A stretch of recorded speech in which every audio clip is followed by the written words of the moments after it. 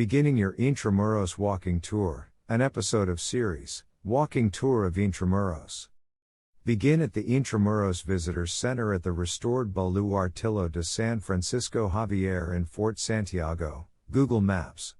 This is an ideal jumping-off point for many walking tours through Intramuros, or independent visits to Intramuros top sites.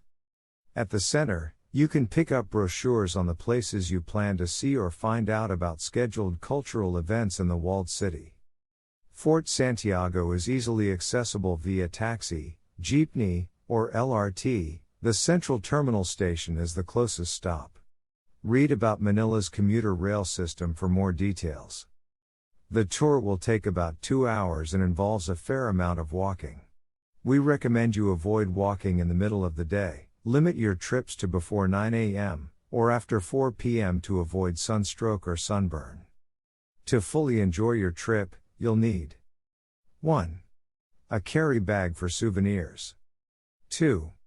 Comfortable shoes. 3. A camera. 4. Bottled water.